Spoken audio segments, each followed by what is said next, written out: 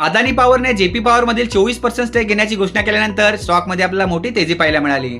एका दिवसामध्ये स्टॉक जवळजवळ 19 ते 20% पर्यंत वाढला. परंतु खरा ट्विस्ट त्यानंतर आला जेव्हा नेक्स्ट 2 ट्रेडिंग सेशनमध्ये आपला कंटिन्यू करेक्शन पाहायला मिळालं. आता करेक्शन का आलं मित्रांनो, त्याच्यामागची 2 प्रमुख कारणे आहेत. पहिलं कारण म्हणजे शॉर्ट टर्म ट्रेडर असतात ते विशिष्ट लेवलवरती प्रॉफिट बुकिंग करत असतात, त्यांनी प्रॉफिट बुकिंग केले त्यामुळे आपला करेक्शन पाहायला मिळते. दुसरं रिझन असं आहे की स्टॉक सेकंड डेला गॅपअपने ओपन झाला. जिथे ओपन झाला तो एक स्ट्रॉंग रेसिस्टन्स होता आणि हायली चान्सेस असतात रेसिस्टन्सवरती आपला प्रॉफिट बुकिंग पाहायला मिळते आणि करेक्शन एक्सपेक्टेड असतं, त्यामुळे आपलं हे करेक्शन पाहायला मिळालेलं आहे. आता असंच करेक्शन कंटिन्यू राहिलं तर पुढे सपोर्ट्स कुठे आहेत किंवा स्टॉक इथून रिव्हर्स झाला तर वरती टार्गेट्स काय राहू शकतात ते आपण शॉर्टमध्ये समजून घेणारच आहोत.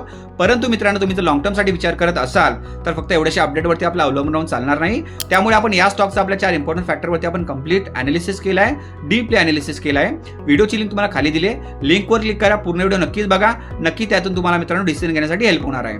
आता आपण शॉर्टमध्ये थोडेसे सपोर्ट्स कुठे आहेत आणि टार्गेट्स काय राहू शकतात ते आपण समजून घेऊयात. चार्टवर मित्रांनो तुम्ही पाहू शकता इथे एक मोठी अशी ग्रीन कॅन्डल तयार झाली जेव्हा मार्केटमध्ये न्यूज आली होती, त्यामुळे स्टॉक 20% वाढला होता. त्यानंतर सेकंड डेला जेव्हा इथे गॅपअपने स्टॉक ओपन झालाय, जिथे ओपन झाला मित्रांनो तिथे मी ऑलरेडी ट्रेंड लाईन टाकून ठेवले.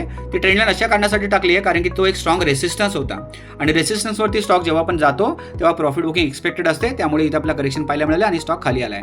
दुसरं रिझन देखील तुम्हाला मी ऑलरेडी सांगितलेलं आहे की जे शॉर्ट टर्म ट्रेडर असतात ते विशिष्ट लेवलवरती प्रॉफिट बुकिंग करत असतात आणि याच 2 रिझनमुळे आपला स्टॉक जो इथे करेक्शनमध्ये पाहायला मिळाला. आता असंच जर करेक्शन पुढे कंटिन्यू राहिलं तर पुढे सपोर्ट्स काय राहू शकतात ते आपण बघूया. तर इथे पहिला सपोर्ट आपल्याला पाहायला मिळतोय एक 17.05 च्या आसपास आणि समजा हा सपोर्ट जर ब्रेक झाला तर खाली एक डिमांड झोन आहे. तर डिमांड झोनची रेंज जी आहे ती 14.53 ते 13.08 च्या आसपास आहे आणि तुम्हाला माहितीच आहे हे जे डिमांड झोन असतात मित्रांनो ते बायर्स ऍक्टिव्ह असतात, त्यामुळे हायली चान्सेस असतात की जेव्हा पण प्राइस या झोनमध्ये येते तिथून बाउन्स बॅक होऊ शकते. त्यामुळे प्राइस समजा या झोनमध्ये आली आणि एखादा बुलिश कन्फर्मेशन तुम्हाला मिळालं, रिव्हर्सलचे काही संकेत मिळाले तर नक्कीच या झोनमध्ये तुम्ही ट्रेड घेऊ शकताय. आणि आता स्टॉक समजा या पहिल्या सपोर्टवरून जर बाउन्स झाला किंवा रिव्हर्स झाला तर वरती टार्गेट्स काय राहू शकतात ते देखील आपण पाहून घेऊया.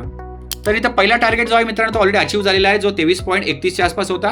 त्यानंतर सेकंड टार्गेट पाहायला मिळू शकतो 25, तिसरा टार्गेट आपल्या इथं पाहायला मिळू शकतो 27.15 आणि जो चौथा टार्गेट आहे शेवटचा तो आपला 29.51 च्या आसपास इथे पाहायला मिळू शकतो. तर अशा प्रकारचे सपोर्ट्स आणि टार्गेट्स मित्रांनो, तुम्हाला जर अशाच अपडेट्स रेग्युलर बेसिसवरती हवे असतील तर आपल्या चॅनलला नक्की सबस्क्राईब करा.